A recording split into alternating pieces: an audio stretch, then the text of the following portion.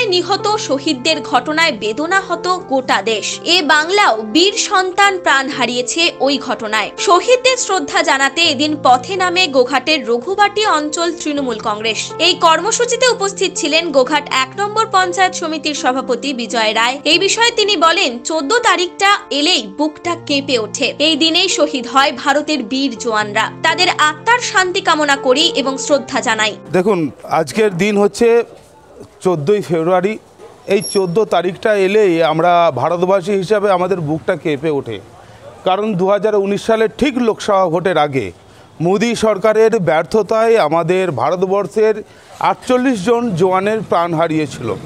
আপনারা সবাই জানেন, সেই তদন্ত এখনও চলছে। 5 বছর হয়ে গেল, সেই তদন্ত এখনও ওরা কমপ্লিট করতে পারেনি। তো যাদের ব্যর্থতায় আজকে আমাদের 48 জন জওয়ানের মৃত্যু, আজকে তাদের মুখেতে আমরা কখনোই দেশভক্তির কথা শুনলেও দেশ যারা রক্ষা করছে তাদের জন্য কোনো ভক্তি তাদের মনের মধ্যে নেই। আমরা কোথাও সারা ভারতবর্ষের কোথাও আমরা দেখলাম না যে এই তারিখে কোনো এক শহীদের মৃত্যুর জন্য যে সরকার দায়ী সেই সরকার তার প্রতিফলন করলো না, তাদের প্রতি সম্মান জানানো না। আমরা গোঘাট বিধানসভার মানুষ হিসাবে, ভারতবর্ষের মানুষ হিসাবে, পশ্চিমবাংলার মানুষ হিসাবে আমরা সেই 19 সালের 14ই ফেব্রুয়ারির যে ঘটনা আমরা আজও মনে রেখেছি। তাই আপনারা দেখেছেন যে আজকে আমরা সেই সমস্ত শহীদদের শ্রদ্ধা এবং সম্মান করলাম। আমরা চাই যে ওই সমস্ত শহীদদের মৃত্যুর জন্য যারা দায়ী তাদের অচিরেই যেন বিচার ব্যবস্থার মধ্যে দিয়ে তাদের বিচার হয়, এই কামনাটাই শুধু করলাম। এবং ওই যে সমস্ত শহীদদের চির আত্মার শান্তি কামনা আমরা করি। অপরদিকে খানাকুলের বিধায়ক সুশান্ত ঘোষের নেতৃত্বে একটি মোমবাতি মিছিল হয়। অসংখ্য মানুষ মোমবাতি মিছিলে হাঁটেন। শহীদদের রক্ত হবে না কো ব্যর্থ, এই স্লোগান তোলে তারা। এই বিষয়ে বিধায়ক সুশান্ত ঘোষ কি বললেন শুনুন।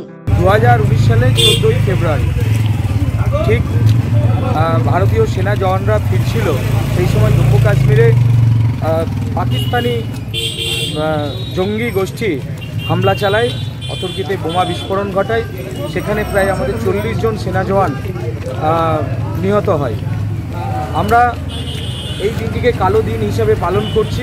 প্রতি বছরের ন্যায় এই বছরও আমরা খানাকুল বিধানসভা জুড়ে প্রত্যেকটি প্রান্তে আমরা এই দিনটিকে পালন করছি, শহীদদের প্রতি সম্মান শ্রদ্ধা জ্ঞাপন করছি। সেই সঙ্গে জঙ্গিবাদ নিপাত যাক, জঙ্গিবাদ মানছি না, মানব না। সারা ভারতবাসীকে ঐক্যবদ্ধ হওয়ার জন্য আজকে আমরা মোমবাতি আমাদের আজকে ঠাকুরানী চকে একটা হচ্ছে, রাজাডিতেও হয়েছে, এখন আমরা খানাকুল বাজারে, খানাকুল বাস স্ট্যান্ড থেকে রামনগর পর্যন্ত। নিউজ আজ বাংলা, খানাকুল।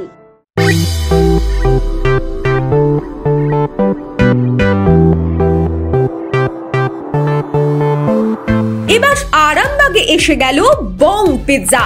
আভিজাত্যপূর্ণ বাঙালিয়ানা পরিবেশে সুস্বাদু খাবার নিয়ে আপনার শহরে হাজির বং পিৎজা। ঠিকানাটা অবশ্যই মনে রাখবেন, link road, Arambagh, bank of ইন্ডিয়ার পাশেই। আরাম করে রাজশাহী পরিবেশে খাবার নাম বং পিৎজা।